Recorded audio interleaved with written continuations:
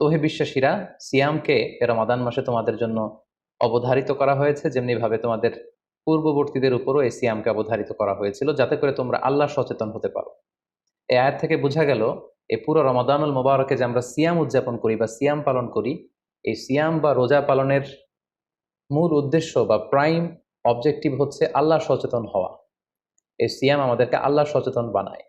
এই সিয়াম আমাদের মধ্যে এই ফিলিংস, এই ভাবনা, এই চিন্তা বা এই চেতনাটা নিয়ে আসে যে আমরা এটা ভাবতে শুরু করি যে Allah is watching me, Allah is observing me, Allah আমাকে দেখছেন।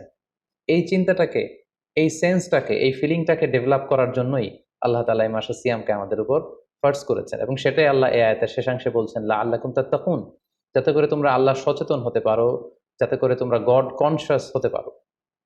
আমরা যখন সিয়াম পালন করি আমরা তখন ক্ষুধার্ত, আমরা তৃষ্ণার্ত, ঘরের ভেতরে আমরা চাইলে কেউ নেই, কেউ আমাকে দেখছে না, আমি চাইলেই খেয়ে ফেলতে পারি, আমি চাইলেই কিন্তু পান করে আমার তৃষ্ণা মেটাতে পারি, কিন্তু আমি খাচ্ছিও না, পানও করছি না। কারণ আমি এটা ফিল করি যে কেউ দেখে না কিন্তু আল্লাহ দেখে। পৃথিবীর কেউ আমাকে দেখছে না, দরজা বন্ধ করে, জানালা বন্ধ করে, ফ্রিজ থেকে ঠান্ডা পানি বের করে, শরবত বের করে আমি কিন্তু ঘরের ভেতরে যখন একা একা থাকি আমি খেয়ে আমার তৃষ্ণা নিবারণ করতে পারি। কিন্তু এটা আমরা কেউই করি না, কারণ আমরা ফিল করি যে পৃথিবীর কেউ যদি নাও দেখে, আল্লাহ সুবহানাহু ওয়া তাআলার চোখে কিন্তু আমরা ফাঁকি দিতে পারছি না। হি ইজ ওয়াচিং মি, তিনি আমাদেরকে দেখছেন।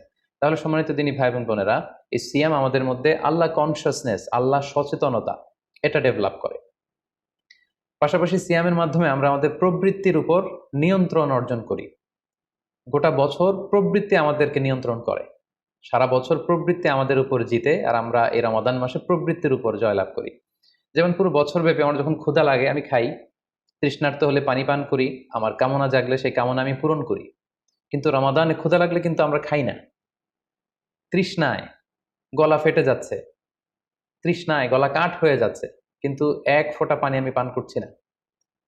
সিয়াম পালন করা অবস্থায় দিনের বেলা আমরা যারা বিবাহিত, আমাদের স্ত্রীদের সাথে অন্তরঙ্গ মুহূর্ত আমরা কাটাচ্ছি না। তার মানে আমার যেটা মন চাচ্ছে, আমার যেটা ডিজায়ার, আমার যেটা ডিমান্ড, সেটা আমি ফুলফিল করছি না, অর্থাৎ আমার প্রবৃত্তিকে আমি নিয়ন্ত্রণ করি। তাহলে সিয়াম পালনের মাধ্যমে প্রবৃত্তিকে কিভাবে কন্ট্রোল করা যায়, প্রবৃত্তিকে কি করে নিয়ন্ত্রণ করা যায়, এটা আমরা শিখি। সারা বছর প্রবৃত্তি আমাদের উপর জয়লাভ করে, আর এই সিয়ামের মধ্যে দিয়ে কেমন যেন রমাদানে আমরা প্রবৃত্তির উপর জয়লাভ করি, আমাদের কাছে প্রবৃত্তি হেরে যায়, জিতে যায় আমাদের আল্লাহ তাআলার প্রতি আস্থা এবং ভালোবাসা।